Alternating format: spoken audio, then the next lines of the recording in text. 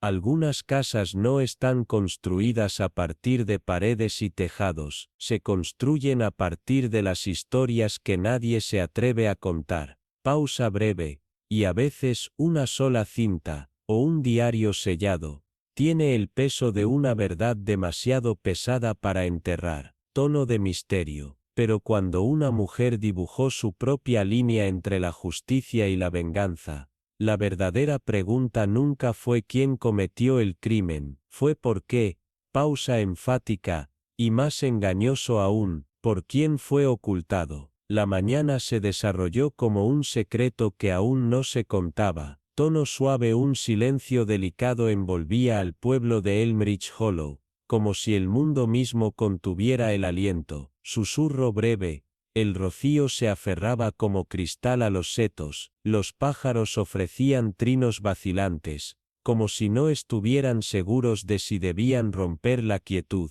y desde su jardín bordado de musgo, Eleanor Blythe se movía con el elegante ritmo de la soledad. Sus cizallas susurraban suavemente mientras recortaba los tulipanes de helada. Tono melancólico, el escalofrío en el aire llevaba el tenue aroma de la tierra perturbada, de los jacintos, y algo más sutil como papel olvidado, o perfume viejo. Pausa breve, justo cuando se inclinó hacia un brote dormido, su mirada fue atraída, casi magnéticamente, hacia la puerta negra de hierro forjado de la casa de Renmoor, al otro lado del carril. Tono intrigado, sus barras oxidadas estaban veladas por hiedra y sombra, intactas durante casi 2 décadas. Susurro, pero ahora, imposiblemente había algo nuevo, una cinta, azul pálido, envejecida hasta una suavidad fantasmal, énfasis atada en un arco deliberado a la puerta,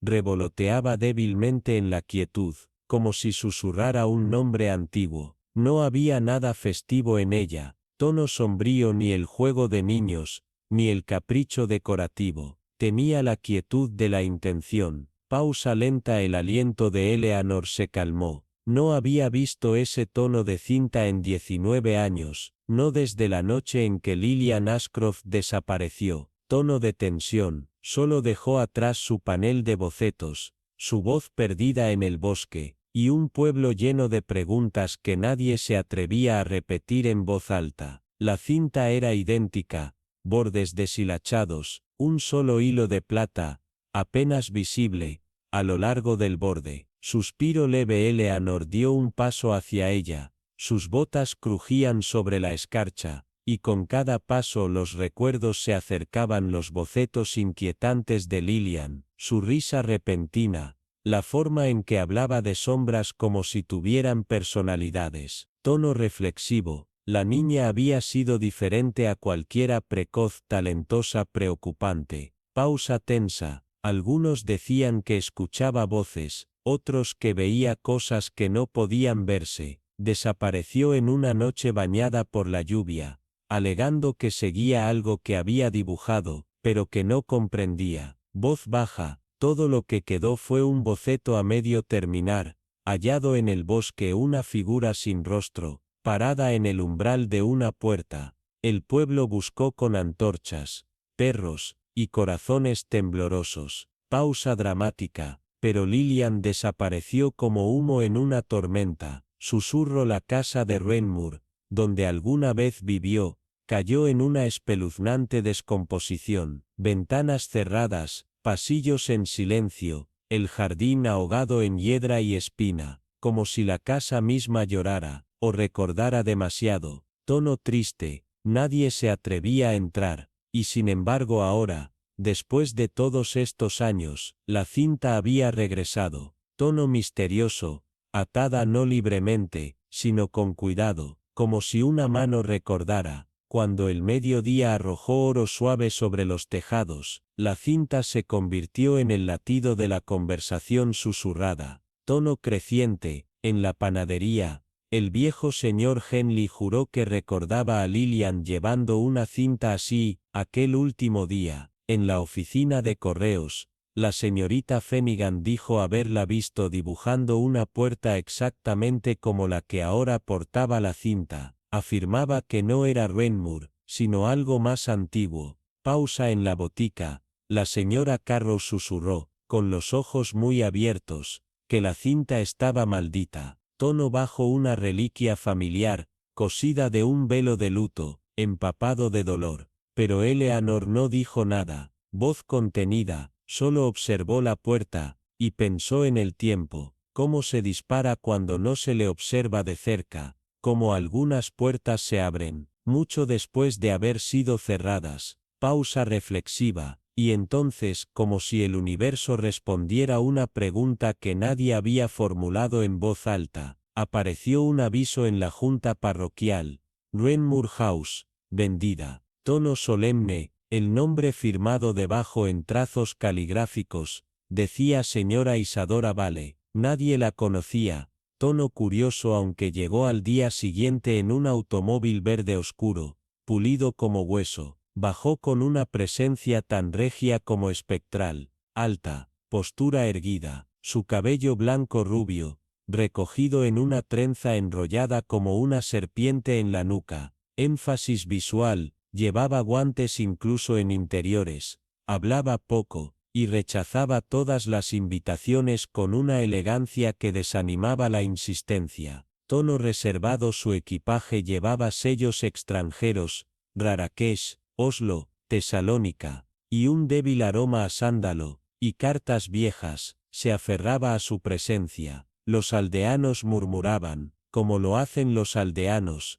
Era prima de Lillian, su media hermana. Tono especulativo. Algunos juraron que tenía los ojos de Lillian, solo más fríos. Otros se preguntaron si era Lillian, regresada de la tumba, pero Eleanor, siempre atenta, esperó. Voz contenida, esa noche bajo una luna baja, recuperó una vieja caja de debajo de su cama. Tono íntimo, las manos temblaban al abrirla. Dentro, había un cuaderno de bocetos, uno que había mantenido escondido desde el día en que Lillian desapareció. Pausa larga. En la última página, fechada a lápiz, había una puerta tragada por hiedra, y una casa velada en sombra. Tono misterioso, y atada a la puerta, delicadamente sombreada en un solo trazo de grafito azul, una cinta. Era la misma escena que había presenciado esa misma mañana. Tono de asombro. Eleanor lo sintió profundamente en su pecho, no como un recuerdo,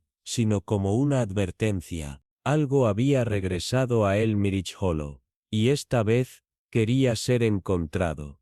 Pausa final, tono grave y suave. La mañana se había roto en un silencio que se sentía casi sagrado, como si el pueblo mismo contuviera el aliento, anticipando algo largamente esperado. Tono reverente, la señorita Elowen Hartley, con un modesto pastel de almendras envuelto en lino floral, y la tranquila resolución de la cortesía, avanzó por el carril cubierto de hiedra hacia Gracemery Hollow. Voz suave. La antigua propiedad de los Thorn, ahora ocupada de nuevo, después de 15 años de silencio, caminaba con gracia decidida, una mujer de hábitos y arreglos de tés florales, y observaciones precisas. Tono afectuoso, la nueva inquilina, una viuda de nombre Lucinda Crane, había llegado en silencio, bajo un cielo gris, su presencia marcada solo por el crujido lento de los muebles descargados, y el débil aroma que escapaba de las ventanas abiertas. El golpe de Elowen fue respondido por una pausa, demasiado larga, suspenso, luego el cuidadoso destrabe de la puerta, y una bienvenida medida,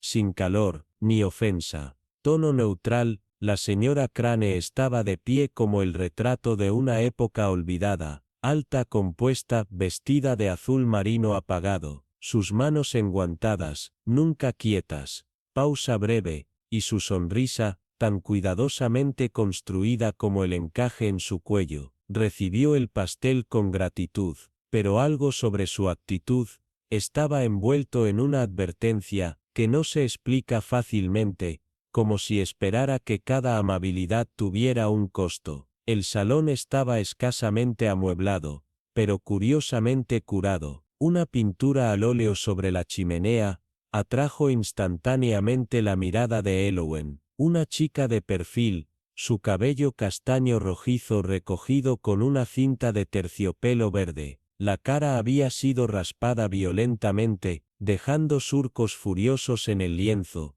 como si alguien hubiera intentado borrar no una semejanza, sino un recuerdo. Elowen no comentó sobre eso, en cambio se dedicó a una conversación ligera, barriles, suelo de jardín, el encanto de los cultivos tempranos, pero debajo de la superficie de las palabras, persistía un peso en el aire, una rigidez que ninguna cantidad de cortesía podía disipar. La señora Crane se mostró poco voluntaria, sus respuestas eran precisas, definitivas, y cuando se le preguntó, casi por cortesía, si tenía alguna familia cerca, su ninguno fue pronunciado con demasiada fluidez, como si lo hubiera ensayado. Elowen se fue con un guiño, y una mente inquieta. Cuando entró en el camino de grava una vez más, instintivamente giró para mirar hacia atrás en la puerta, y se congeló. La cinta de terciopelo verde,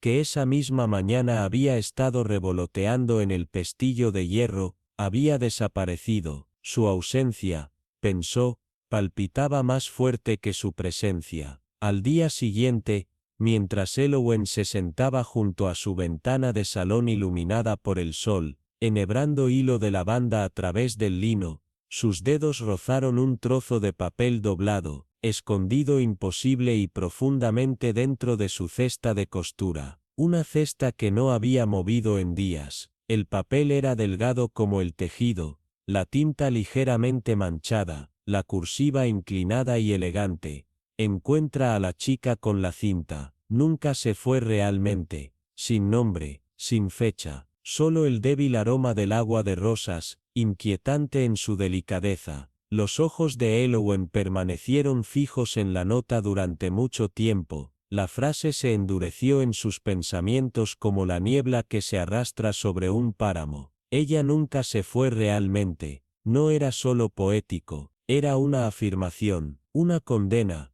Alguien creía que la niña, quien fuera, todavía estaba allí, en Gracemery Hollow. No metafóricamente, no espiritualmente, sino verdaderamente allí. Elowen se levantó sin prisa, colocando la nota al lado del reloj de repisa que no marcaba la hora desde hacía años. Su aliento se contuvo mientras su mente comenzaba a armar los fragmentos rumores enterrados, historias medio susurradas durante el té, y el peculiar caso de una niña, Lottie Thorne, que había desaparecido de esa propiedad hacía 15 años, justo antes de que su familia huyera del país bajo pretensiones curiosas. La cara faltante de la pintura, la reaparición de la misma cinta verde que decían, era parte del vestido de domingo favorito de la niña, y ahora, la llegada de una viuda cuyo pasado, a pesar de su elocuencia, colgaba sobre ella como niebla indefinible e impenetrable. Elowen siempre había creído que las verdades más fuertes a menudo eran ahogadas por las mentiras más suaves, y alguien, al parecer, había decidido que ella era la destinada a escuchar. Pero ¿por qué ahora? ¿Y quién había colocado la nota tan íntimamente dentro de sus cosas, sin dejar rastro? Uno no perturba la costura de Elowen a la ligera. Había propósito en el acto, y quizás también peligro. Sabía una cosa con certeza, el misterio de la chica de la cinta no había terminado hace 15 años, simplemente había esperado por el silencio, para que la memoria se asentara como el polvo, y para que alguien como ella, paciente y precisa, comenzara a desentrañar la verdad que había sido cosida demasiado fuerte en las costuras de Gracemery Hollow. Los susurros ya habían comenzado a enrollarse por los carriles empedrados de Elmridge Hollow, cuando Evelyn Harrow llegó con su maleta lacada, y su aire de elegancia cansada, reclamando como suya la abandonada mansión Greystone. Para la mayoría, era simplemente una viuda que volvía a tierras familiares, buscando soledad entre los setos y la madre selva. Pero para quienes recordaban al último ocupante de la mansión, una niña llamada Lisbeth Holloway, que había desaparecido en una tormentosa primavera y nunca fue vista de nuevo. La presencia de Evelyn agitaba el aire estancado del pueblo como una cuchara en el polvo de los años. No era simplemente la fecha, tan cercana al aniversario de la desaparición de Lisbeth, ni el hecho de que Evelyn tenía un parecido inquietante con los vacíos del rostro de la niña, en la curva de su mandíbula, en la palidez de su piel. Era la forma en que se movía por el mundo con tal quietud, como si escuchara cosas que nadie más podía oír. Incluso la casa parecía inclinarse hacia ella al pasar, como si también la reconociera. Eleanor Tibet, quien llevaba meticulosas notas de los movimientos del pueblo bajo la apariencia de patrones de tejido, anotó que Evelyn nunca cruzaba la puerta del tendero. Siempre enviaba un niño silencioso, que nunca levantaba la vista. El señor Kettle, el vicario, murmuró que el órgano de la iglesia ahora emitía un eco suave al anochecer, y que Evelyn solía ser vista merodeando entre las tumbas, moviendo los labios, pero sin voz. Fue la joven Meg Parsons, de apenas 17 años y rebosante de curiosidad mórbida, quien se atrevió a acercarse más. Afirmó haber visto a Evelyn en la ventana del ático, hablando suavemente con alguien que no se veía. Una vela temblaba junto a su mano, como si respirara un aliento que no era suyo. El asunto pasó de murmullos a fascinación total cuando la señorita Adelia Stone, arqueóloga del folclore oscuro del pueblo y propietaria del único fonógrafo funcional, descubrió una página de diario, supuestamente escrita por Lisbeth. Estaba arrugada, manchada por el agua, pero legible en partes. Viene con el aroma de las violetas. Su voz camina por delante de ella. Creo que vive en los espejos. Esa entrada, leída en voz alta durante el té en el círculo semanal de la librería, hizo que varias mujeres se persignaran, y que una se excusara entre lágrimas. Sin embargo, Evelyn permaneció intacta, serena, silenciosa, aunque la señorita Cranwell, la encargada del correo, juró haber visto sus ojos mirar al espejo detrás del mostrador, no con vanidad, sino con miedo. Días después, cuando una tormenta se reunió con una urgencia antinatural, la misma señorita Cranwell entregó un paquete, dirigido con letra delicada, a la mansión Greystone. Encontró la puerta entreabierta, y el interior extrañamente frío, como si el fuego se hubiera apagado hacía horas. Desde arriba, una voz, similar a la de una niña, resonaba, llamando un nombre que no era Evelyn. Cuando regresó al pueblo, pálida y temblorosa, solo dijo una cosa: hay dos mujeres en esa casa, pero solo una arroja sombra. Fue entonces cuando la señorita Adelaide Harlow, siempre práctica, pero profundamente perceptiva, se encargó de visitar la casa, sin pretensiones. Solo llevó un frasco de mermelada de grosella negra, y una sonrisa que ya había calmado muchos corazones turbados. Evelyn la saludó amablemente, ofreció té y habló de lilas y escaleras envejecidas. Sin embargo, Adelaide notó que ningún espejo en la casa se enfrentaba hacia afuera, todos estaban cubiertos, girados o retirados por completo. Cuando se fue, Evelyn presionó en su mano un sobre delgado, sin una palabra, en el interior, garabateado en tinta que se había desvanecido desde hace mucho tiempo, había una sola línea: la niña todavía está aquí, nunca dejó de esperar. Adelaide, que había perdido a una hija hace mucho tiempo, sintió algo dentro de ella todavía. No fue temor, sino reconocimiento. Y mientras caminaba de regreso al pueblo oscuro, el viento llevaba consigo un aroma, no de lilas o rosas, sino violetas, del tipo que floreció solo en los lugares huecos donde la luz del sol nunca alcanzó. El incendio en el hogar de la señorita Ellie había muerto desde hace mucho tiempo a brasas, pero un olor extraño permanecía en el aire de la sala. No eran los rastros dulces y familiares del humo de madera vieja, o el esmalte de lavanda, sino algo débilmente carbonizado e inquietante, como terciopelo quemado, o un conjunto de memoria. La habitación estaba tenue, envuelta en un silencio que parecía pulsar con algo sin decir, y afuera, el crepúsculo se doblaba a través de Elmridge Hollow como una página olvidada, convertida por manos invisibles. Desde su silla, cerca de la ventana, la señorita Elia se sentaba inmóvil. Su taza de té se había enfriado desde hace mucho tiempo. Su mirada, fija en la antigua silueta de la casa Hollowmere, a través de los campos, una vez sin vida, ahora respiraba nuevamente, en ajustes y comienzos. Una vela brillaba detrás del vidrio deformado del ático, su parpadeo estable como un latido, o tal vez, una advertencia. Esa casa se había quedado vacía durante casi 40 años, sus persianas, clavadas fuertes, y sus historias, selladas aún más fuerte, hasta hace 15 días, cuando una señorita Talia Ralston, apareció tan repentinamente como la niebla en el páramo, reclamando la escritura sin ceremonia, y llegando con una sola maleta maltratada, una caja de libros envejecidos, y un retrato arrojado en arpillera. Nadie en el pueblo había visto lo que había debajo de esa tela, pero los susurros comenzaron, desde el momento en que la puerta delantera se abrió. Era elegante, pero espectral. Su acento, no del todo local, sus hábitos, nocturnos y peculiares. El señor Beauchamp, el maestro de escuela retirado con un oído sospechoso, juró que su voz llevaba una cadencia que escuchó por última vez en Ginebra, mientras que la señora Cotterill se convenció de que la nueva llegada tenía un extraño parecido con Marguerite Talbot, la hija del vicario que desapareció un día de verano en 1908, con muselina blanca, y una sonrisa tímida. Ese viejo escándalo había sido enterrado profundamente, como la mayoría de las verdades en Elmricha,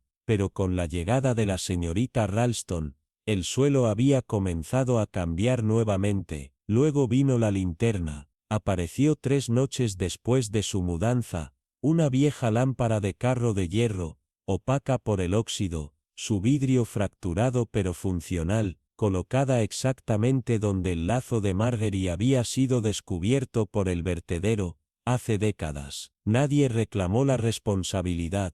Brillaba hasta el amanecer, luego desaparecía, solo para aparecer nuevamente la noche siguiente, en una ubicación diferente, el paso roto de la capilla, el hueco junto al árbol del fresno, incluso al lado de la cuerda verde detrás de la mansión. En la 4ª noche, la señorita Ellery caminó por sí misma, guiada por nada más que instinto e inquietud. La linterna se había ido, pero el aroma de las violetas, el perfume de la margaritería, mucho tiempo fuera de producción, se extendía en el aire, como una acusación. Y luego, estaba la visita, bajo la apariencia de devolver un sobre entregado erróneamente. La señorita Ellery había entrado en Hollowmere House solo una vez. Olía a polvo, bolas de naftalina, y edad, pero algo más también, barniz fresco, y algo débilmente metálico. La señorita Ralston, tranquila e ilegible, la recibió con una reserva educada, pero por encima de la chimenea, enmarcada en una carcasa de roble tallado, colgaba la pintura, una niña con una faja azul, sentada debajo de un árbol pesado de flor. Su rostro era delicado, y casi dolorosamente familiar, pero no era su expresión lo que inquietaba a la señorita Ellery, era el marco, y la inscripción que se curvaba en latín a través de su borde. Meministi et tacebis, recuerdas, y permanecerás en silencio. La frase se presentó en su mente como una espina. Esa misma noche, en las conversaciones anuales de rosas del pueblo, las palabras florecieron entre las damas tan fácilmente como los pétalos, aunque el tono era mucho menos fragante. La señorita Ralston no había asistido. De nuevo, algunos dijeron que estaba enferma, otros afirmaron que no quería que la vieran a la luz del día, pero cuando el viejo Jonas Fenn, ahogado durante la gran inundación del 29, fue visto de pie justo más allá de la cerca límite de la feria, empapado en la piel, debajo de un cielo sin nubes, mirando silenciosamente la casa de Hollowmer. El estado de ánimo cambió, de un chisme inactivo, a una alianza de temor. No habló, ni parpadeó, ni se movió, simplemente, se puso de pie, un fantasma, entre los vivos. Incluso los pájaros se quedaron en silencio. La señorita Ellery, observando desde debajo del toldo rayado de la tienda de té, sintió su aliento quieto, no con miedo, sino en confirmación. Algo estaba surgiendo, algo enterrado por mucho tiempo, bajo generaciones de silencio, vergüenza, y conocimientos no expresados. Ella no jadeó, ni habló, simplemente, buscó el pequeño cuaderno escondido en su bolso, el que solo abría, cuando el pasado comenzaba a revolver, porque en Elmerich Hollow, los secretos nunca mueren realmente, esperan, susurran, y queman el tiempo suficiente, para ser vistos, y la señorita Ellery, que sabía la forma de la verdad cuando se enroscaba en los bordes como el viejo papel, estaba lista, para seguir el fuego. El silencio se había aferrado a la aldea durante semanas, pesado como nubes cargadas de lluvia, pero se rompió en el momento exacto en que Elias Harrow reapareció, emergió del camino detrás de la capilla, como si no se llamara por el tiempo, sino por la memoria en sí, así como los rumores de las cartas olvidadas de Isadora Vale, habían comenzado a recorrer la cuna, como el viento, antes de una tormenta. La señorita Penrose, sentada cerca del enrejado de la banda, con su cuaderno sin abrir en su regazo, observó a Elías con los ojos entrecerrados, mientras cruzaba el césped, su figura más delgada, hombros tirados tensos, su paso vacilante, pero inevitable. Se detuvo al ver a la señora Castlemere, que había llegado momentos antes y ahora estaba parada junto a la viuda del reverendo, su voz en silencio, bajo el dosel de hojas de fresno susurrantes. La mirada de Elías vaciló, no por ira ni anhelo, sino algo más oscuro, un destello de reconocimiento inoportuno, envuelto en temor. La señora Castlemere no se encontró con su mirada, en cambio se alejó ligeramente, sus dedos enguantados se apretaron alrededor del mango de su sombrilla, como si esperara una ráfaga de viento, que aún no llegaba. La señorita Penrose, siempre la observadora, señaló cómo Elías rechazó el cordial que se le ofreció, pidiendo solo agua corriente, que bebió en sorbos lentos y calculados, sus ojos a la deriva hacia el antiguo obelisco que se alzaba más allá del huerto, una reliquia de piedra, que no había contado el tiempo correctamente en años, pero que aún se mantenía, como un centinela, uno que custodiaba, secretos demasiado antiguos para nombrar. Elías se demoró allí, inmóvil, mientras la reunión zumbaba a su alrededor, los ojos rastreando las runas talladas, desgastadas por el tiempo y el musgo, mientras su sombra se fusionaba con la del sol, como si el pasado y el presente se hubieran alineado momentáneamente. Cuando se le habló, respondió vagamente, con frases recortadas y miradas laterales, nunca hacia la casa que una vez llamó hogar, pero siempre hacia el camino que conducía al estanque llorón, donde las letras se habían encontrado, plegadas, húmedas y selladas en cera no derretidas por ningún incendio reciente. Su aleta Gers flotó una vez cerca de su bolsillo interno antes de retirarlos, no con olvido, sino por temor a lo que podría sacar. La señora Castlemere se acercó brevemente al sol, aunque no directamente, permitiendo que su camino se doblara ligeramente, como si la proximidad fuera por sí sola pudiera despertar lo que habían enterrado. Los hombros de Elías se pusieron rígidos, un pequeño aliento escapó de él que no era un suspiro ni una risa por completo, sino un sonido que pertenecía a la pena una vez negada. Se evitaron mutuamente con una coreografía que hablaba de viejos votos deshechos y silencios demasiado frágiles para romperse, una tensión que no pasó desapercibida por la señorita Penrose, quien garabateó nada más que verlo todo. Más tarde, cuando el cielo se atenuó al índigo y las linternas se encendieron con manos reacias, se vieron a Elías y a la señora Castlemere caminando por el camino de la zarza detrás de la vieja pala, blindadas por las vides que sobresalían, justo fuera del alcance del brillo de la calidez de la reunión. Su conversación, aunque inaudible, se desarrolló con una intensidad sutil, su postura enrollada con inquietud, la suya compuesta pero ilegible, como si estuviera analizando qué versión de la verdad le ofrecer. Cuando se inclinó, su voz claramente medida y urgente, ella no se estremeció, sino que encontró sus palabras con una quietud que no sugirió sorpresa, sino expectativas. Todo lo que pasó entre ellos no dejó rastro en su rostro, pero las manos de Elías temblaron ligeramente mientras daba un paso atrás, sus ojos parpadeaban una vez más al obelisco,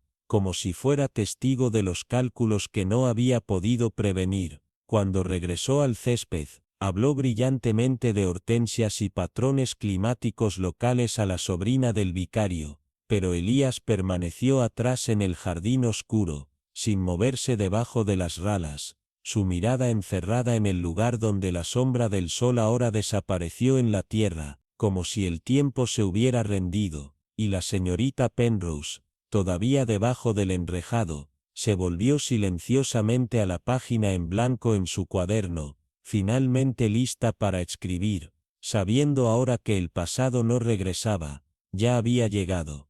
Para el momento en que la luz de la mañana se derramó a regañadientes sobre los setos de Grenton Hollow, el jardín, una vez un santuario de risas, parasoles de encaje y pasteles de esponja empapados de jarabe, se había agrupado en algo embrujado, acosado y acertado con preguntas demasiado inquietantes para las voces abiertas, donde los invitados habían caminado ociosamente por los caminos de rosa solo unas horas antes, ahora permanecían como sombras, intercambiando susurros fragmentados y miradas nerviosas hacia el sol, el lugar donde el niño del jardinero, tembloroso y pálido, había descubierto la forma sin vida de Henry Alton poco antes del amanecer. Su cuerpo, extrañamente retorcido y desplomado como si hubiera caído en lugar de caer, descansaba en la base de la piedra envejecida, su cabeza se ladeó en un ángulo antinatural, su collar se deshizo, exponiendo un cuello que no tenía los moretones del accidente, sino las sangrías estrechas, incluso delgadas y deliberadas, las marcas demasiado precisas para las manos o la cuerda torpes, demasiado simétricas para ser las secuelas de una caída. Agarrado en sus dedos rígidos había un trozo de cinta de terciopelo verde, humedecido por el rocío de la mañana y oscurecido en sus bordes arrugados, su presencia tan escalofriante como inexplicable. Cuando llegó el agente, su comportamiento estaba tranquilo, casi disculpado, y el médico de la aldea, un hombre genial más inclinado a minimizar que diagnosticar, murmuró algo olvidable sobre el paro cardíaco provocado por el calor y el estrés, pero aquellos que habían visto a Henry la tarde anterior,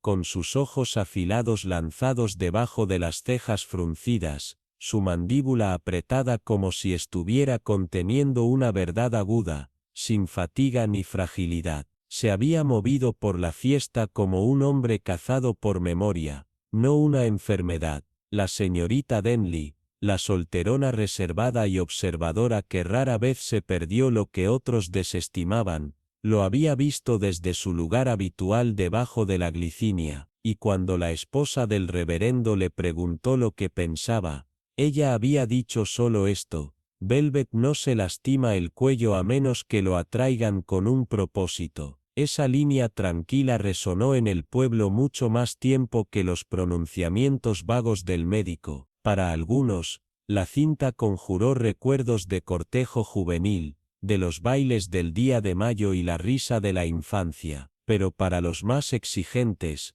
no era una muestra de romance, Era una firma. La investigación que siguió fue rápida, inquietante y débilmente incómoda, como una conversación que todos deseaban terminar. El forense, que había conocido a la familia de Henry durante décadas, habló con suave finalidad de colapso y golpe de calor. No se mencionaron los hematomas, ni la búsqueda de motivos, no se hicieron preguntas sobre la cinta. El informe del agente, entregado en monótono, bordeó los hechos inconvenientes con la vaguedad practicada de alguien que ya había sido aconsejado que no cavara demasiado. El pueblo, con su preferencia habitual por las terminaciones educadas sobre las verdades complicadas, murmuró el acuerdo y dobló el incidente como un recorte de periódico amarillento. Pero la señorita Denley no pudo. Se sentó junto a su ventana,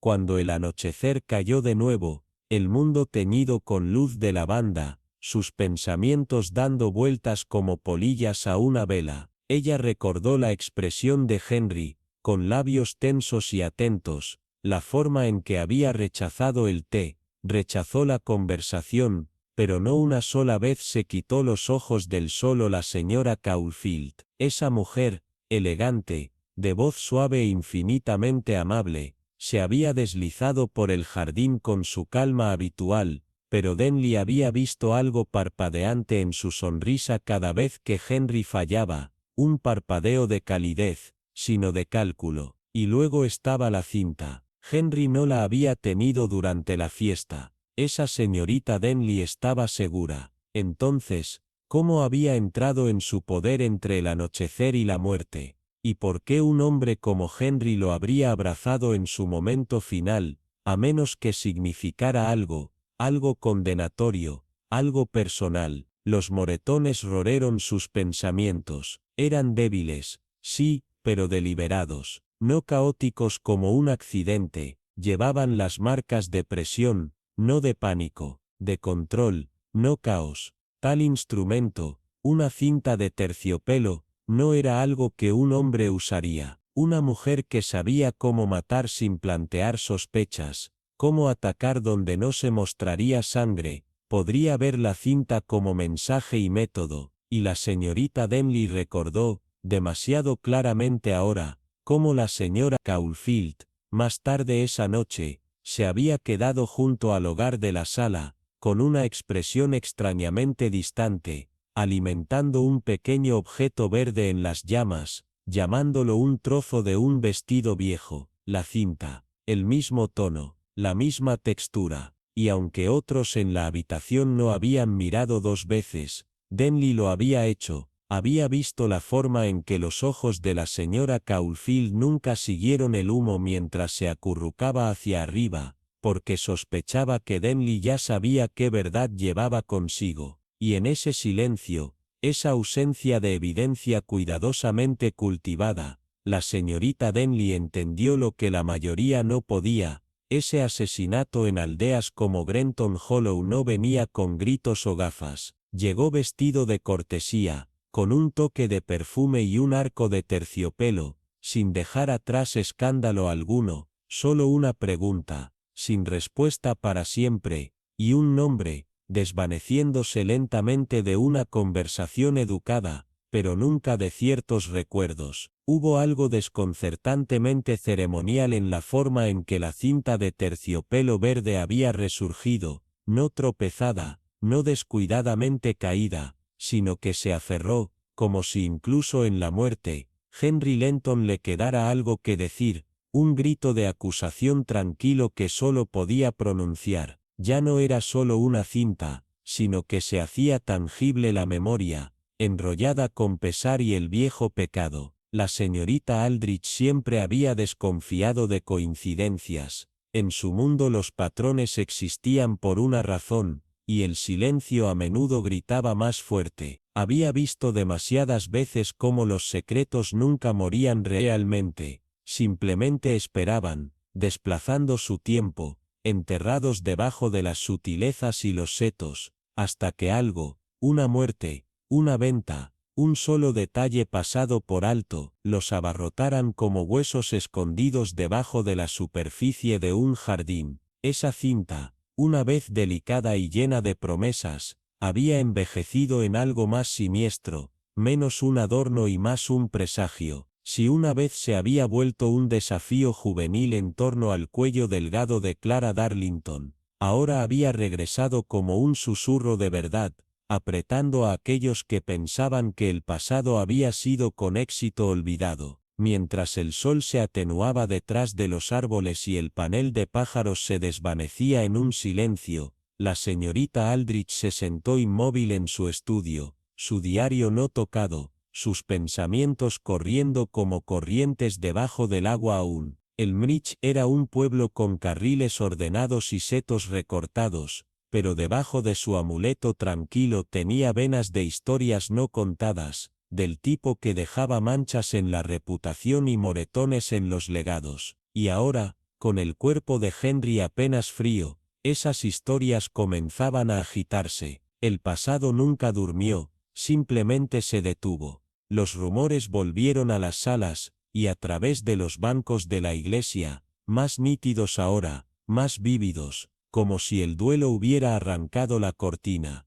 La señora Havenbrook, la institutriz que una vez confrontó, susurró una disputa que había destrozado la paz en la noche que Clara desapareció, no de disciplina, sino de desesperación. Clara había amenazado con irse, huir con un hombre cuyo nombre nadie se atrevió a hablar en voz alta, aunque todos sintieron el peso presionando como un fantasma en la habitación. Henry, su madre Lady Darlington, lo había llamado una vergüenza demasiado monstruosa para tolerar, y luego, temprano en la mañana, la habían visto sus zapatillas fangosas cubiertas de tierra, murmurando algo sobre un gato desaparecido que nadie recordaba haber existido. Más tarde, la habitación de Clara había sido encontrada intacta, excepto por la ausencia del único artículo que nunca fue visto sin su cinta verde. La señorita Aldrich no hablaba de sus sospechas,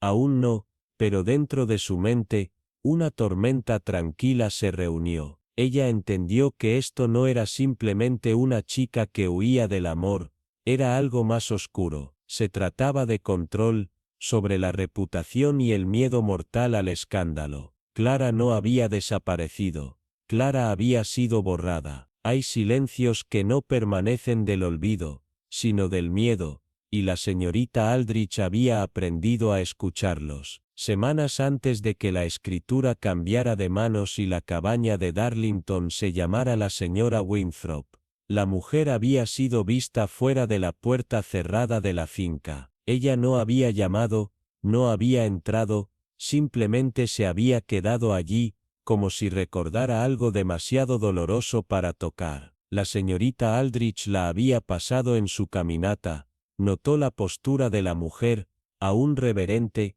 casi como si estuviera esperando el permiso de los muertos. Había descansado su mano en las barras de hierro, no para abrirlas, sino para conectarse con lo que se había bloqueado dentro. Esta no fue una visita, fue un regreso de la conciencia, un inquietante regreso. Sabiendo que sus instintos no descansarían, la señorita Aldrich hizo una visita sutil a la señora Penfield, la modista cuyas manos habían cosido la alegría y la tristeza en la tela durante décadas. Bajo la apariencia de reparar una manga, la señorita Aldrich preguntó suavemente por los viejos tiempos, y pronto, con el sol cayendo a través de las cortinas de encaje, la charla se volvió hacia la niña de Darlington. «Ah, sí», murmuró la señora Penfield, sus dedos temblando por un carrete de hilo esmeralda, velvet de verde, tan hermosos ojos que tenía la niña. Su madre insistió en que hiciera 2 cintas. Dijo que las niñas pierden cosas, pero nunca lo hizo. No Clara, no hasta. Su voz quedó en el silencio que ahora se sintió grueso con la implicación. La señorita Aldrich entendió. La primera cinta había desaparecido la noche en que Clara desapareció. El segundo acababa de reaparecer, en la mano apretada de un hombre que no tenía negocios que sostenerla, a menos que hubiera llevado un secreto todos estos años. La pregunta ahora no era cómo regresó la cinta. Fue porque ahora, ¿y quién estaba listo para deshacerse de la verdad que llevaba? La cinta nunca tuvo la intención de regresar, idéntica en ancho, sombra y costuras, sí, pero solo una regresó, y el silencio que rodea al otro siempre había susurrado algo más oscuro. La señorita Ashcroft recordó el día en que el segundo desapareció los horarios. Penlow simplemente sacudió la cabeza cuando se le preguntó, murmurando algo sobre la lavandería, sobre olvidarse de enviarlo por presión, descartándolo como una pérdida trivial en el caos de la desaparición de Emily. Pero ahora, cuando la señorita Ashcroft trazó los bordes deshilachados de la cinta encontrada agarrada en el puño sin vida de Harold Burnham, sintió que las piezas del rompecabezas cambiaban dos cintas, dos furtivos, una historia enrollada como un hilo a través de ambos. El pasado siempre se había quedado en el bridge como un aroma que ningún viento podía llevar, y estaba tranquila Clara, gentil, inadvertida Clara, que lo despertó. En una tarde lluviosa llena de quietud, había estado fregando debajo del viejo armario en la habitación de invitados, castigándose con tareas como una forma de escapar del peso de la memoria, cuando su tela se enganchó en algo firme pero extranjero, no astillado, no uñas. Con las manos temblando de una manera que no podía explicar, soltó el tablero, revelando una cavidad escondida más allá de la vista, desplazamiento, deliberado, escondido con el tipo de cuidado que solo ofrece la culpa. En el interior, envuelto en petroleros ennegrecidos por el tiempo y el polvo, había un pequeño libro de cuero, su columna vertebral deformada, sus páginas quebradizas con secreto. La señorita Ashcroft vino de inmediato. El diario era inequívocamente de Emily, su guión en bucle vivo con anhelo e inquietud. Las primeras entradas hablaban de picnics de verano, de flores de lila, de poemas secretos y paredes de huertos, pero luego vinieron las sombras, frases manchadas en pánico. Él dice que debo usar la cinta para que él sepa que soy yo, leída, seguido de madre sabe, ella mira desde las escaleras, no me dejará ir, no si lo uso, y luego de repente la tinta vaciló, la página terminó en una mancha, como si el escritor hubiera sido arrancado de sus pensamientos. El silencio que siguió fue más escalofriante que cualquier confesión, pero el verdadero terror yacía no solo en lo que Emily temía, sino lo que llevaba. Entre las páginas acurrucadas con el tiempo, había notas cuidadosas. El aroma de la bergamota se fue en las habitaciones después de sus visitas, un gemelo dorado grabado con iniciales que nunca se atrevió a escribir, susurros de promesas hechas en la oscuridad, y una línea, un singular, antes de que se cambie la voluntad, debemos actuar, todo será nuestra si somos valientes. Luego más tarde ella no puede saberlo, todavía no, me llevaría lejos, o peor, la reclamaría por sí misma. La señorita Ashcroft vuelve a leer esa línea 3 veces. No era solo amor o herencia en juego, era sangre. Un niño, sin nombre no hablado en la ciudad, pero inconfundiblemente presente en las palabras, una interrupción de todo lo que los Darracot habían luchado para preservar. Y tal vez, la señorita Ashcroft consideró, ya que el trueno se rompió sobre la rectoría, no fue solo Emily quien desapareció esa noche, en un pueblo donde los nombres importaban más que las verdades, donde los registros podían modificarse tan fácilmente como las cintas empatadas, el hilo final no llegó en un recuerdo, sino en un registro parroquial olvidado, un nombre, Honorine Darracot, atravesado con tinta negra gruesa, reemplazada en una letra desconocida con señora Edward Fenmore, fechada justo después de la desaparición. La señorita Ashcroft cerró el diario y exhaló lentamente. Esta no fue una tragedia nacida de la pasión, era un linaje reescrito, una vida reemplazada, y la cinta, un símbolo no del amor, sino de identificación, de posesión, de herencia silenciada, finalmente tenía un círculo completo, no revoloteaba en el viento, sino que también estaba agarrada en la mano de la muerte, exigiendo ser vista. La antigua finca de Asquith se había quedado intacta durante años, su desmoronada fachada vigilando el pueblo como un centinela ciego, ventanas empañadas con el paso de décadas olvidadas, los arcos ahogados de hiedra se congelaron a mediados de la escalada como si alcanzaran algo que nunca regresó. Los jardines, una vez domesticados en una perfección ordenada, se habían rendido desde hace mucho tiempo a la naturaleza, las confusas girando sobre caminos agrietados,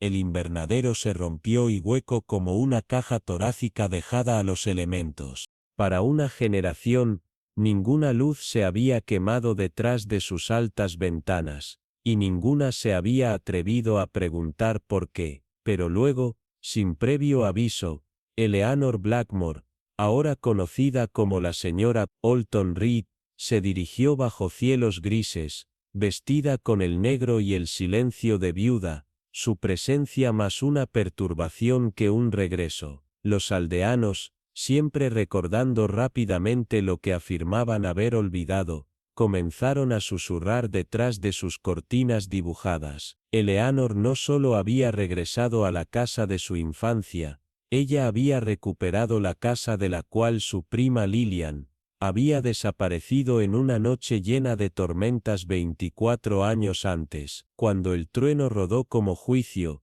y los árboles de huerto se inclinaban bajo el peso del viento y los secretos. En aquel entonces, la desaparición de Lillian había sido arrastrada suavemente por la familia como el impetuoso acto de una niña testaruda, una fuga, tal vez, o un error juvenil, pero de la manera cuidadosa en que el registro parroquial había sido alterado, el propio nombre de Eleanor se introducía con la precisión burocrática, insinuando que algo más profundo había festejado la respetabilidad de Darlington. Y ahora, Eleanor estaba de regreso, caminando esos pasillos huecos como si estuviera convocada por algo que nunca había ido realmente. Las primeras agitaciones del pasado no surgieron de los chismes, sino del polvo y las astillas, cuando Iris, la criada más joven, puliendo el babeo debajo de las escaleras del ático,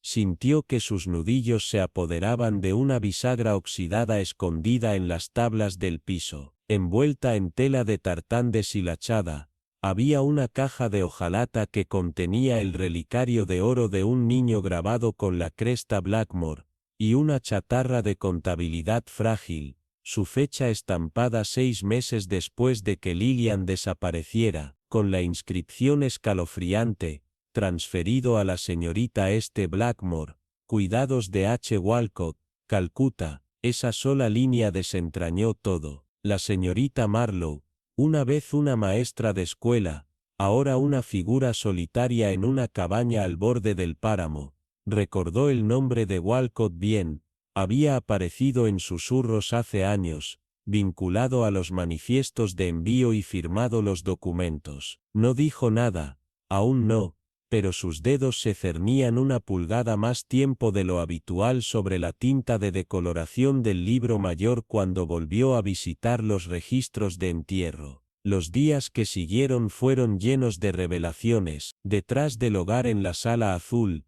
se descubrió un cepillo para el cabello, su mango grabado L.B. y entre sus cerdas de cabello oscuro aún aferrado, como un susurro de alguien que no debería haber desaparecido. En el contenedor de cenizas de la chimenea, apareció una foto quemada, 2 chicas con vestidos de cinta idénticos, sus caras consumidas por el fuego, sus zapatos a juego aún visibles en el borde inferior del marco. Luego, enterrado en el falso fondo del baúl de viaje de Eleanor, el lavandero encontró una carta nunca publicada, sus bordes cantados, las palabras borrosas pero legibles. Dijo que una vez que nació la niña, sería nuestra, pero el niño tiene los ojos de su madre. Y ella recuerda, no puedo deshacerlo ahora, me temo que se debe hacer después. De repente, la pregunta ya no era sobre lo que le había sucedido a Lillian, sino que se había asegurado de que nunca se hablara de ello. En la oficina de los registros parroquiales,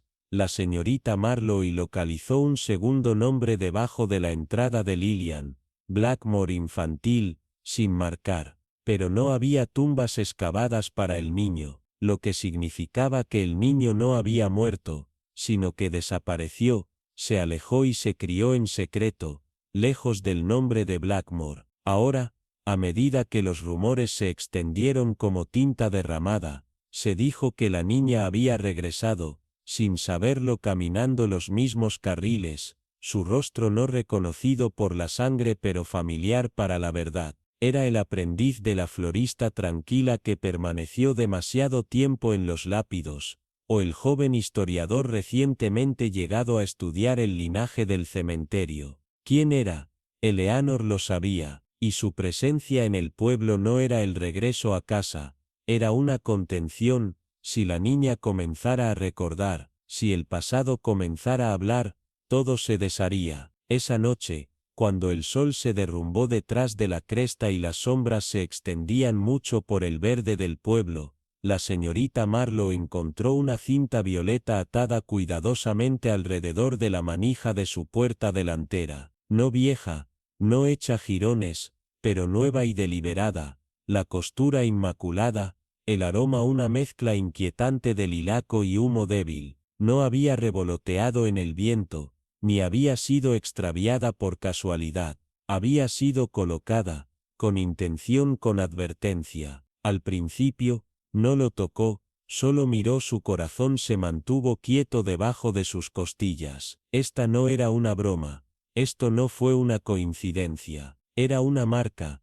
un mensaje silencioso de alguien que recordaba lo que había sido enterrado, y más escalofriante, que sabía que ella también había comenzado a recordar, y en el privado lenguaje de aquellos que mantienen los secretos demasiado tiempo, la cinta habló claramente: sé que estás buscando, y estoy mirando. El pasado, una vez inactivo, ahora estaba cambiando en su tumba poco profunda. Y el fantasma de Lillian Blackmore no fue el único conmovedor. Nunca nació de la ignorancia, no, el silencio era demasiado preciso, demasiado deliberadamente orquestado. Era complicidad en su disfraz más digno. No es un escudo, sino una cubierta de entierro para una verdad demasiado incendiaria para nombrar en voz alta. La señorita Eliza Wren había entendido eso en el momento en que leyó la tinta descolorida en la parte posterior del registro de la iglesia,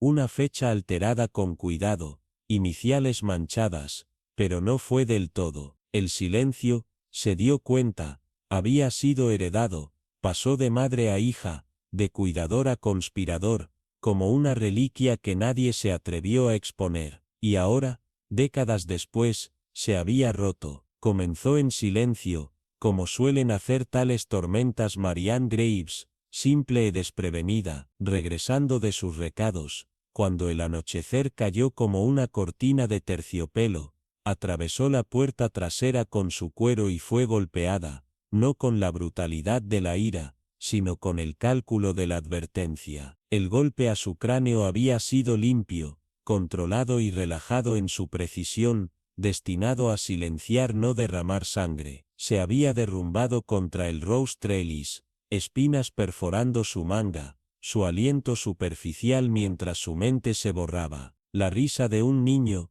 distante y espeluznante, fue el único sonido en el aire nebuloso hasta que el terrier del vecino comenzó a ladrar, y no se detuvo. El niño que la encontró dijo que olía algo extraño, emocía y lavanda seca, un aroma que no pertenecía al jardín. La señorita Wren fue convocada discretamente, no fuera de servicio, sino debido a que el agente local, aunque bien intencionado, carecía de los ojos para ver qué tiempo había escondido. Se arrodilló junto al enrejado manchado de sangre y lo vio, un frotis de cenizas a lo largo de la cerca, un botón de latón roto con la cresta de Barrington a medias, y un solo hilo azul que se aferraba a la madera astillada, un color que solo había visto en el vestido de bautizo cerrado dentro de la vieja troncal. Las señales eran sutiles, pero le gritaron en el idioma de los secretos. La noche siguiente, Ella invitó a solo 4 personas,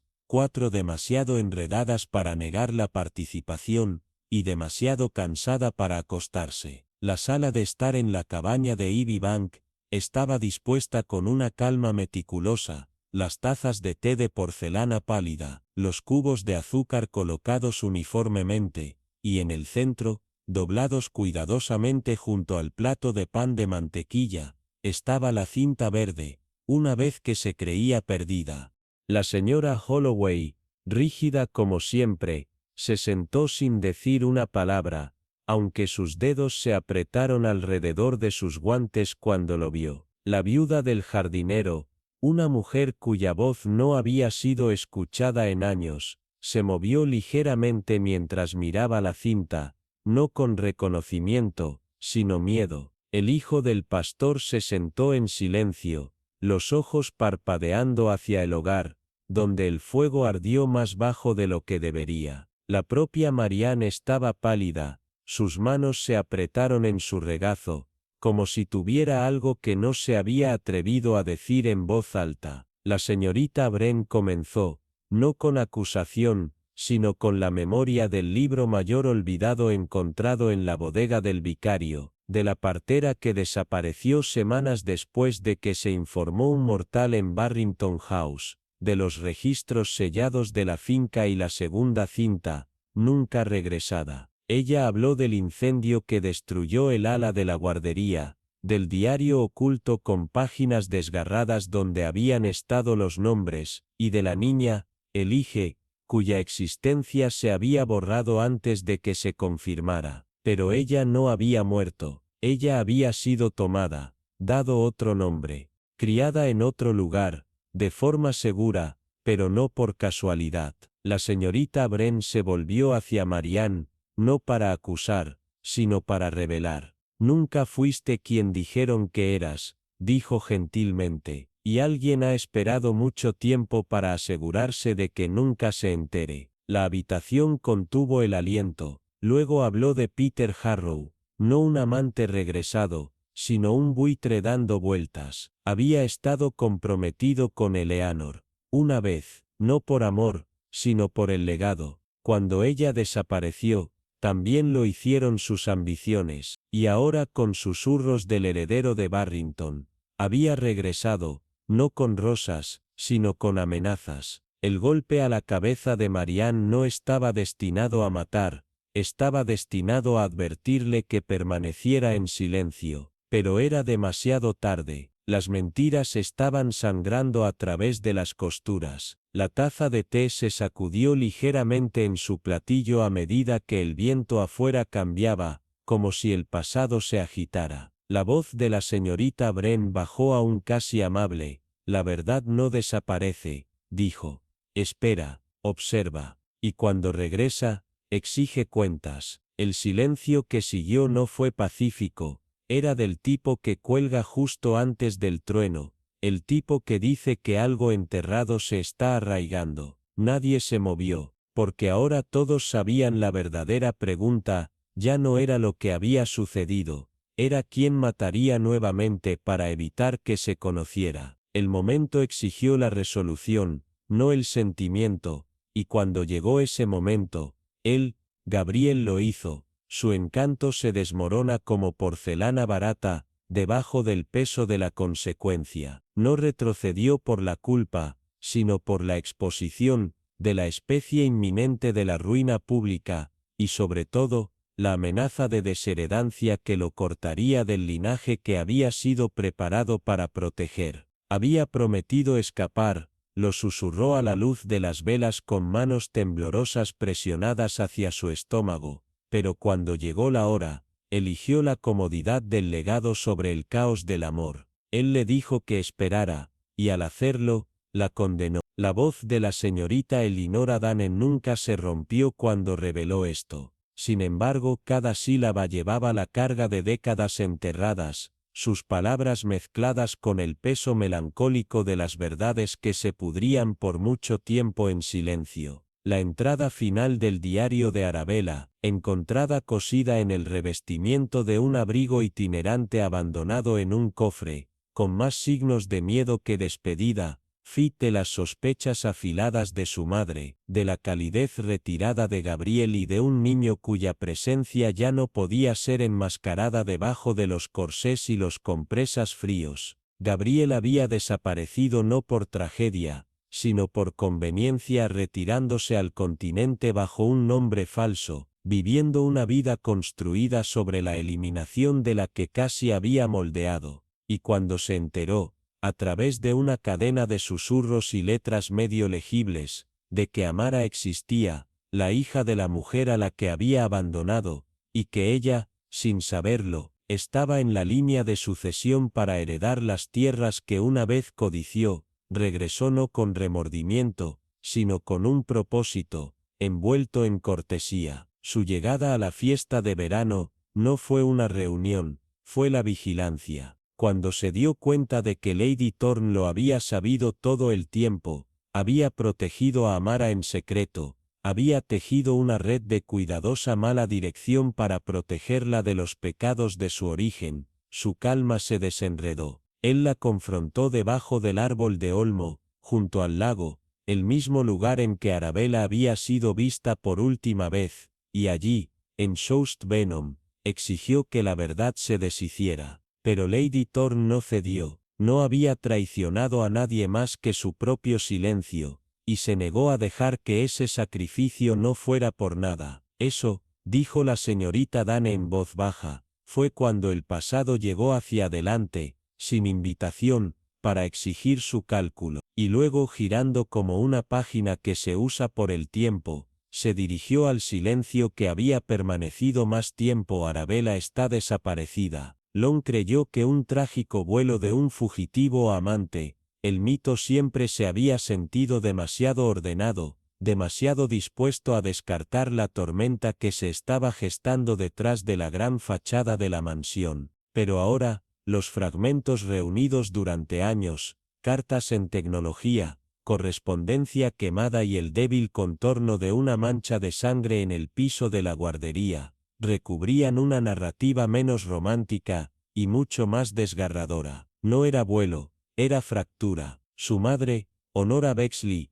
una mujer de orgullo rígido y expectativas marchitas, había descubierto el embarazo, la traición y la identidad del hombre responsable. Ya sea que se rompiera o suplicara, si se ponchó o intentó contener el desentrañamiento de su mundo cuidadosamente controlado, era incognoscible. Pero hubo una caída, tal vez por las escaleras de los sirvientes, tal vez en el hogar de piedra, y un silencio que siguió, inmediato y absoluto. No se había recuperado ningún cuerpo, pero las renovaciones de la bodega, corridas e indocumentadas, ahora tenían una relevancia escalofriante. La señorita Dane no se centró en la eliminación, sino en el motivo asesinato menos, más pánico, el temor al escándalo. La preservación del nombre de Bexley había importado más que respiración. El rápido declive de Honoria se había atribuido al dolor, pero fue la culpa lo que la vació, día a día,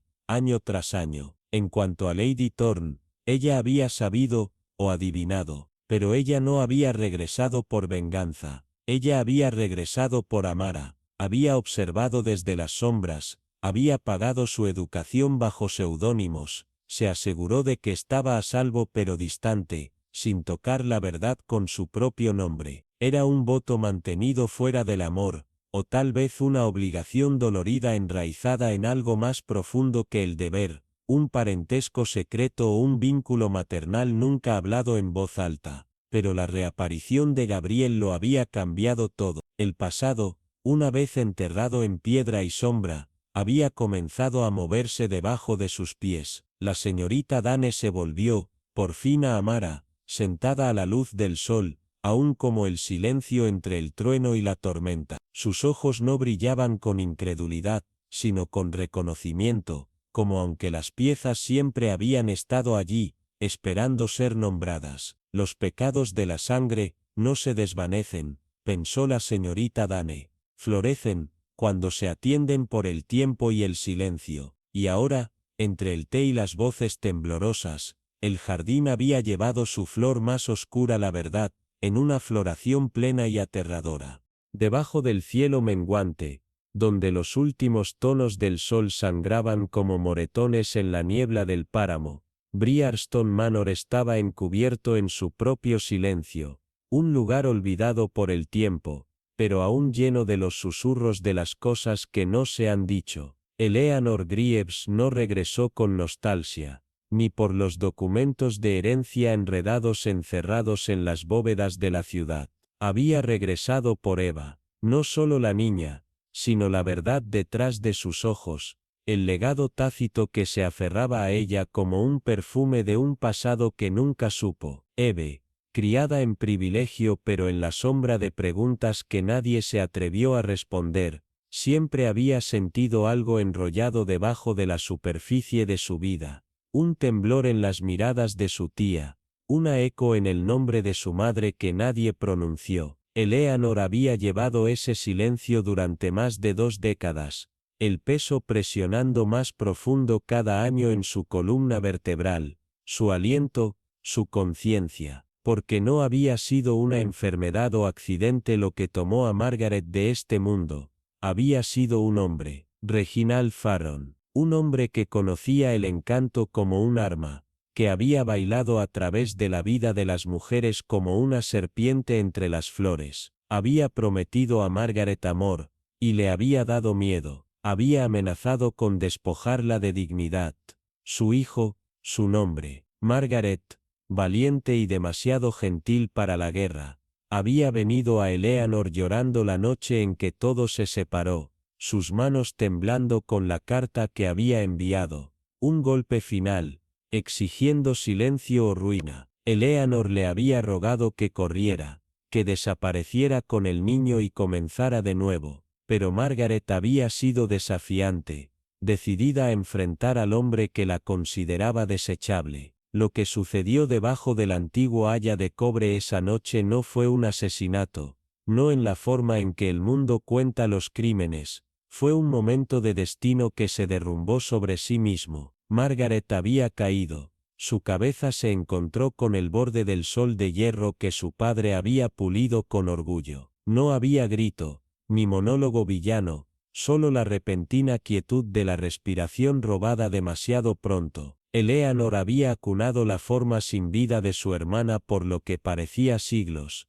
la tierra húmeda bebiendo en su dolor mientras hacía un voto. Nunca sabría este dolor, la verdad moriría con ella. Ella enterró el cuerpo de Margaret con sus propias manos en el invernadero cubierto de vegetación, enmascarando el aroma de la muerte con lavanda aplastada y jardinias marchitas. A partir de ese día, se movió como un fantasma por el mundo, orquestando la vida de Eve desde las sombras, financiando su educación, enviando libros marcados por manos imposibles de rastrear, guiándola sin estar realmente de pie en la luz. Pero el pasado no descansa en silencio. Cuando Reginald regresó, más delgado, más frágil, pero aún con esa misma sonrisa de derecho, no vino por amor ni se arrepintió, sino por el control, la mansión, el nombre, la finca. No conocía la paternidad de Eve, pero sentía valor, apalancamiento, algo para apoderarse. Y Eleanor, al ver el mismo brillo depredador en sus ojos, sabía entonces que el silencio ya no era protección, era complicidad. Ella pidió encontrarse con él sola en el huerto de Twilight, llevando con ella una bufanda que una vez perteneció a Margaret, seda azul pálida, deshilachada en los bordes, que todavía olía ligeramente a agua de rosa. Ella no lo trajo para matarlo, ella lo trajo como símbolo, un recuerdo, una advertencia. Pero cuando se echó a reír, marcando la debilidad de Margaret, insinuando la potencial utilidad de Eve, algo dentro de ella agrietó. No fue por ira, sino por la resolución final. Ella vio, no solo a Reginald, sino todas las noches que había pasado tratando de coser un futuro de una mentira. Sus manos se movieron sin permiso, la bufanda se enredó rápidamente, practicada no por músculo, sino por propósito, sin lucha, sin gritos, solo una respiración larga y sacudida, y luego, silencio. Un silencio que no estaba vacío, sino completo. Ella lo puso suavemente contra el tronco del árbol. Sus ojos se abrieron a un cielo al que ya no le importaba. Ella se sentó a su lado durante 1 hora, tal vez más. Sus dedos todavía apretaban la bufanda, los recuerdos que se curvaban como humo a su alrededor. Luego, se levantó en silencio, con la dignidad de alguien que había enterrado a más de un ser querido y regresó a la mansión sin decir una palabra. Ella no esperaba ser atrapada, ni corrió. Cuando la señorita Elorin, la bibliotecaria sin pretensiones de la ciudad, y el arquero secreto de la mitad de las verdades de la aldea, finalmente lo reunió todo a través de registros de tierras, fotografías viejas y un libro de contenido botánico perdido. No acusó, reveló. En el salón, donde el aire colgaba pesado con cosas que nunca se decían en voz alta, Eleanor se sentó, compuesta, y cuando llegó el agente, no se resistió. Sus ojos se encontraron con Eve solo una vez, no en disculpas, ni en despedida, sino en una especie de bendición silenciosa, un legado tranquilo de la libertad. Hay asesinatos, dijo, su voz baja y clara, y luego, hay finales. La habitación contuvo el aliento. No había miedo, ni jadeos, ni indignación moral, solo el dolor de la justicia dolorida en manos humanas. Cuando Eleanor fue llevada, la mansión parecía establecerse en sí misma. Eva permaneció sentada, sus manos dobladas, su mirada perdida en la luz del fuego. Ella no lloró, ella entendió, tal vez por primera vez, a quién había sido su madre, y en quién se había convertido su tía para protegerla. Afuera, el viento barrió el huerto, susurrando a través de las hojas de haya de cobre como una canción de cuna para los muertos. El pasado finalmente le había contado su historia, y al hacerlo, los había liberado a todos. Aunque tenía el nombre de Darrow, Evelyn no era su eco, sino su reforma, una presencia sin pretensiones,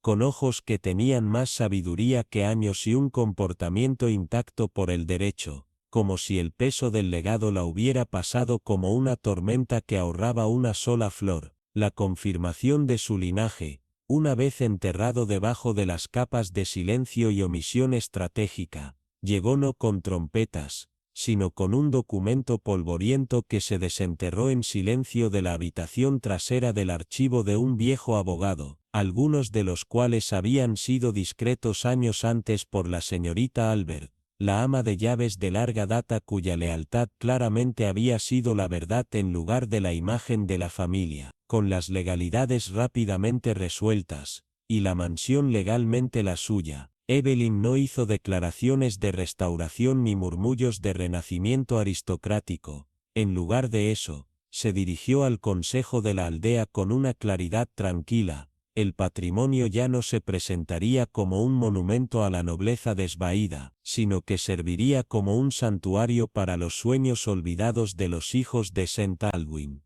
En un mes, los planes arquitectónicos transformaron el ala occidental desmoronada en aulas brillantes y aireadas. El conservatorio congelado, una vez cerrado e invadido con hiedra, fue designado un invernadero para las lecciones botánicas, y el salón donde tantos secretos habían festerizado en el silencio de terciopelo, se despojó de sus retratos, y se convirtió en una biblioteca iluminada por la risa del aprendizaje. La guardería, que aún se hacía eco de canciones de cuna débiles de una generación perdida por la tragedia, no fue sellada en reverencia, sino reabierta, sus paredes pintadas frescas, su propósito renacido. Los aldeanos no aplaudieron en voz alta, pero sus gestos hablaban mucho.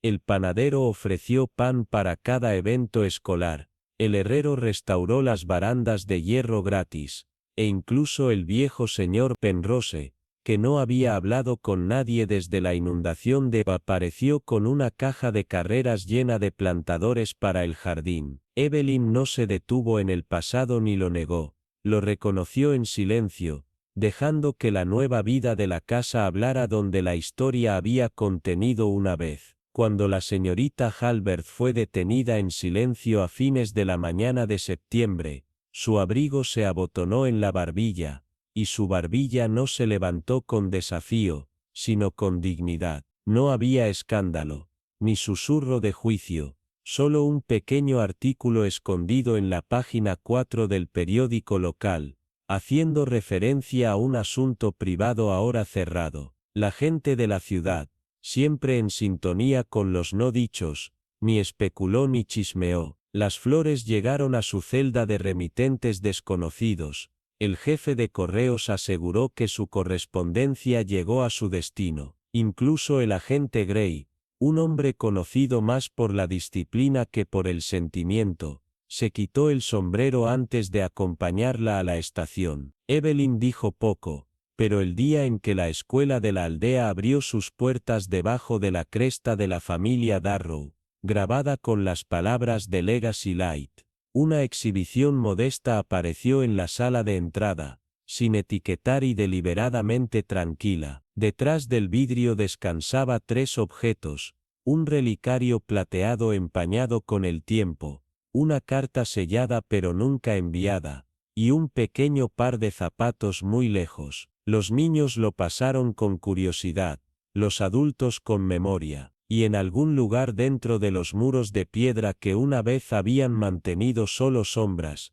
floreció un tipo de justicia tranquila, no del tipo que se ve en los tribunales o en los titulares, sino el tipo que respira a través de las generaciones cuando una historia no termina con el castigo, sino con la comprensión, y cuando una casa una vez construida en silencio es reclamada por el sonido de la esperanza. Debajo del tenue silencio de Greystone Hollow, donde la niebla se aferró a los caminos empedrados e Ivy estranguló los huesos de las mansiones olvidadas, la propiedad conocida como Blackmere House no estaba en grandeza, sino en culpa, su silencio más profundo que la descomposición, su aire pesado con secretos doblados en sus mismas tablas de piso. Cuando Elara Vance, con los ojos muy afilados y de mente afilada, sin pretensiones en sus modestas faldas de lana, fue nombrada heredero legal del legado de Blackmere, no sorprendió a nadie más que a ella misma. Los documentos no surgieron de los cajones de los abogados, sino del tronco de un antiguo jardinero, envuelto en Oyot and Time. Su tinta se desvaneció, pero era innegable. El abogado de la aldea lo confirmó vacilante pero firme, y aunque Elara podría haberlo reclamado todo, desde la maldad, bóvedas de libros de contabilidad y cajones cerrados, simplemente dijo que abriría el ala oeste para albergar una escuela para niños pasados por alto. No hubo cajas de cinta, ni anuncios, solo instrucciones escritas en su propia mano, limpia y estable. Pero no fue la escuela la que tenía la curiosidad de los aldeanos, era la habitación que había dejado intacta, una cámara estrecha escondida detrás del salón, siempre cerrada, siempre fría. Hubo susurros, por supuesto, de su tía que había desaparecido un otoño sin rastro,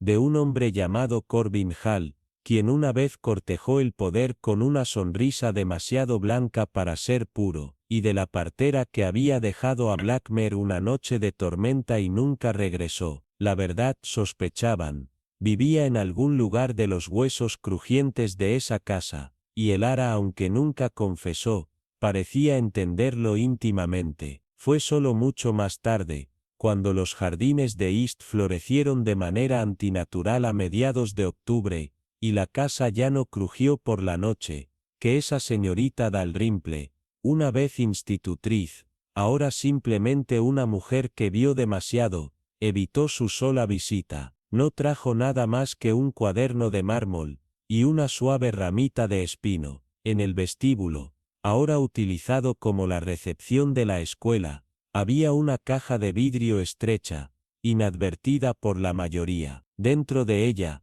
colocó un guante de un solo niño, cosido de terciopelo azul desteñido, el dobladillo desgarrado, y debajo de él, un cartel no grabado con un nombre, sino una frase, para la voz que fue silenciada y la elección nunca dada. Nadie preguntó de quién era el guante, nadie necesitaba hacerlo, y aunque Elara nunca habló de ello, La habitación permaneció encerrada, no por miedo, sino por respeto. La justicia al final, no había usado una insignia ni había gritado en los tribunales, había susurrado en tinta, en la mano temblorosa de una mujer joven que una vez eligió silencio para proteger a un niño no suyo, y el pueblo una vez envuelto en capas de desconocimiento educado, cambió, no en volumen, sino en timbre. Las conversaciones no fueron más fuertes, pero las verdades parecían menos enterradas. En el jardín,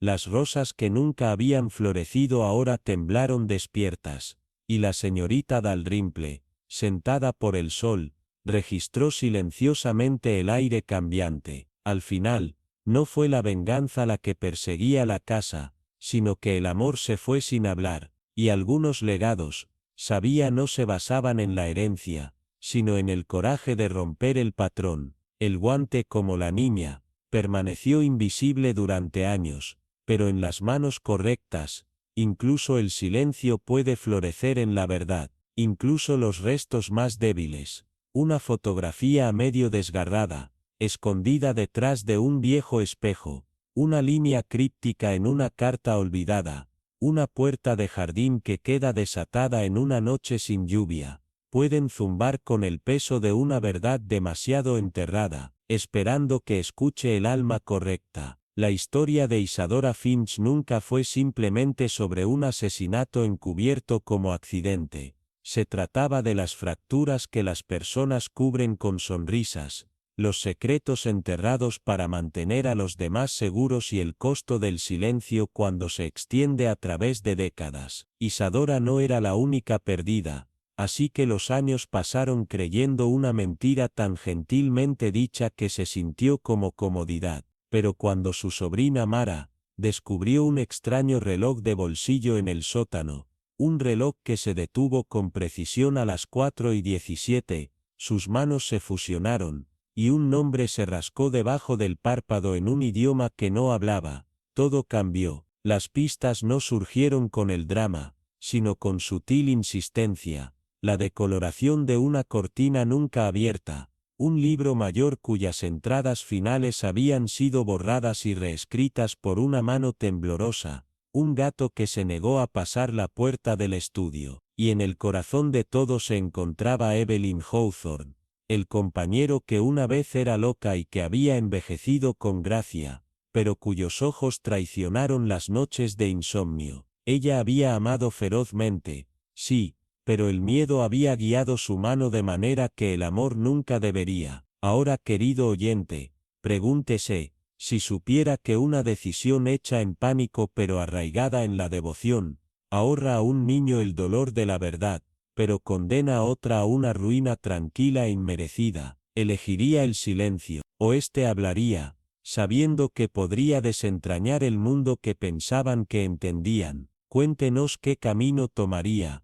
porque son sus reflejos los que dan nueva vida a estos misterios. Y si esta historia le hablaba, las capas debajo de los susurros, el dolor en las elecciones tomadas demasiado tarde, las sombras que la justicia a veces camina, seguramente se suscribirán. Estas historias de verdades ocultas, lazos tácitos y el eco inquietante de lo que podría haber sido continuarán. Y querrás estar allí cuando se desarrolle la próxima historia, tal vez en un ático, tal vez entre líneas de un obituario, tal vez en una flor presionada que nunca se supone que se encuentre. Hasta entonces mantén tu curiosidad ardiendo, tus instintos agudos y recuerda a veces, no es una huella digital o una confesión lo que resuelve un misterio, sino un momento, una pausa, una respiración, una pregunta que se hace en el momento adecuado, que finalmente deja que la verdad hable.